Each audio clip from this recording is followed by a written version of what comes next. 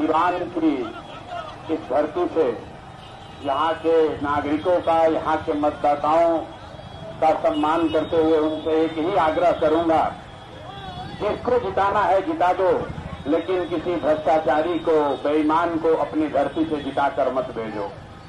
अगर आपको जनसुराज अच्छा नहीं लगता है, कोई बात नहीं। अगर जनसुराज का कैंडिडेट अच्छा नहीं लगता है तो कोई बात नहीं है, लेकिन किसी भ्रष्ट, किसी बदमाश, किसी बेईमान को अगर जिताकर भेजोगे तो वो आकर आपके और आपके बच्चों का नुकसान ही करेगा। इस बात को याद रखिए। वो चाहे आपके दल का हो, आपके जाति का हो, आपके धर्म का हो, जो नेता गलत है वो गलत है।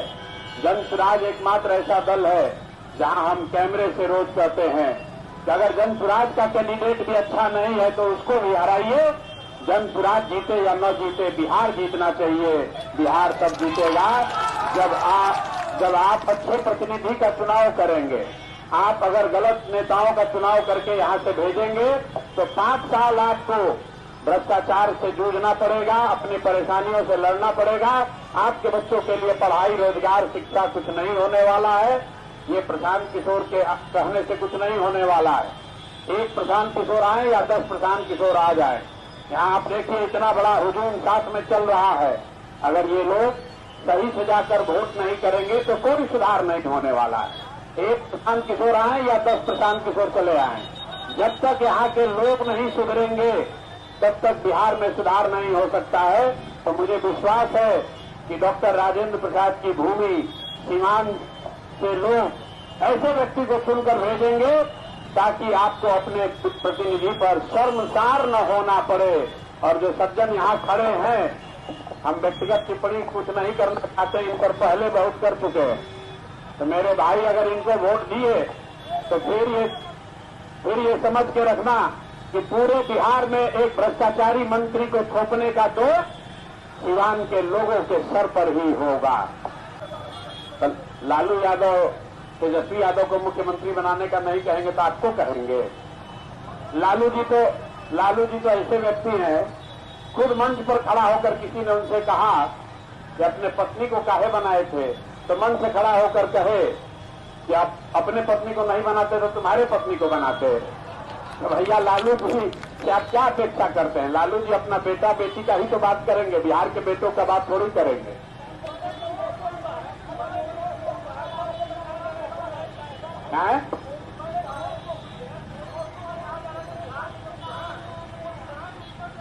बिहार के दूल्हा कौन है? अभी जनता को चुनकर दूल्हा बनाने दीजिए। हर आदमी अपने घोड़ा पर बैठने के लिए तैयार है।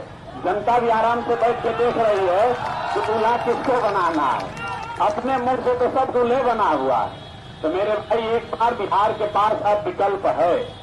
30 वर्ष से लालू जी के डर से नीतीश भाजपा और भाजपा के डर से लालू जी को वोट देने का जो राजनीतिक मजबूरी था वो अब आपका खत्म हो गया है।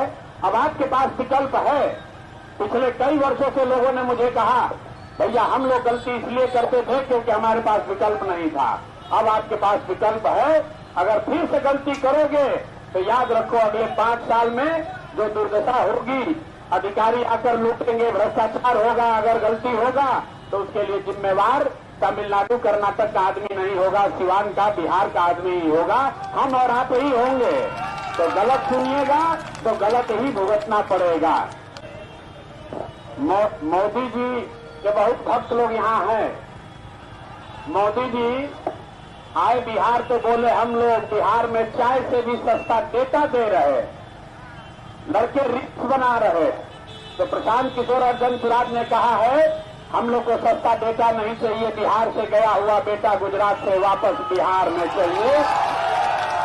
बिहार में फैक्ट्री रोजगार चाहिए।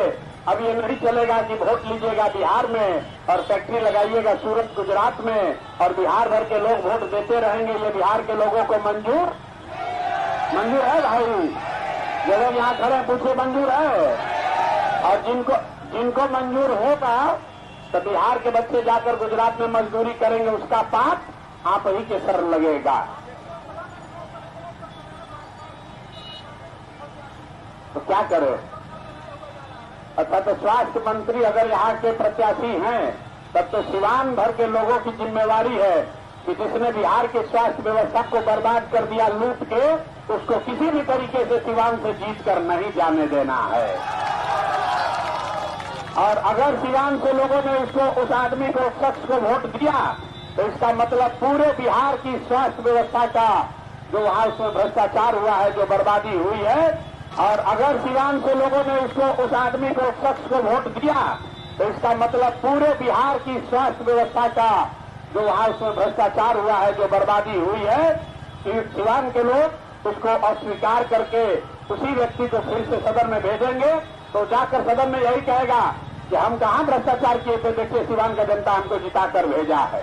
तो ये जिम्मेवारी सिवान की जनता की है। भाई जिसको वोट देना है तो, लेकिन इस भ्रष्टाचारी मंत्री को निश्चित तौर पर हटाओ।